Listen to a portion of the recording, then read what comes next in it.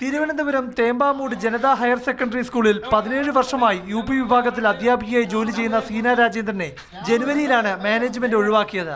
ഇതിനെതിരെ ഹൈക്കോടതിയിൽ നിന്ന് അനുകൂല ഉത്തരവ് നേടി ബുധനാഴ്ച രാവിലെ അധ്യാപിക സ്കൂളിലെത്തി. എന്നാൽ ഹാജർ ഒപ്പിടാൻ സ്കൂൾ അധികൃതർ അനുവദിക്കാത്തതിനാൽ സീന രാജേന്ദ്രൻ ഓഫീസിൽ തന്നെ ഇരുന്നു. അധ്യാപികയെ ജോലിയിൽ പ്രവേശിപ്പിക്കാത്ത സംഭവം അറിഞ്ഞാണ് മാതൃഭൂമി ന്യൂസ് സംഘം ജനതാ ഹയർ സെക്കൻഡറി സ്കൂളിലെത്തിയത്.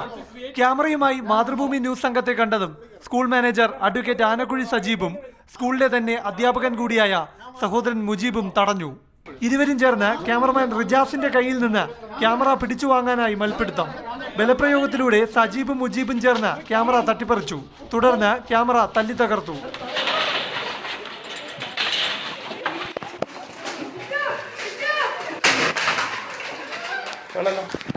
ഇതിനുശേഷം ഇവർ ക്യാമറമാൻ റിജാസിനെ മർദ്ദിക്കുകയായിരുന്നു. കൈക്ക് ഗുരുതരമായി പരിക്കേറ്റ റിജാസിനെ ആശുപത്രിയിൽ പ്രവേശിപ്പിച്ചു. ദേഹാസ്വാസ്ഥ്യം അനുഭവപ്പെട്ട അധ്യാപികയെ സമീപത്തുള്ള സർക്കാർ ആശുപത്രിയിൽ പ്രവേശിപ്പിച്ചു. സ്കൂളിന്റെ പരിതാപാവസ്ഥ പലപ്പോഴായി ചൂണ്ടിക്കാട്ടിയതാണ് അധ്യാപികയോടുള്ള മാനേജ്മെന്റിന്റെ രോഷത്തിന് കാരണം. ഇതേ തുടർന്ന് 6 മാസക്കാലം അധ്യാപികയ്ക്ക് ടൈം ടേബിൾ നൽകാതെ വെറുതെ ഇരുത്തി.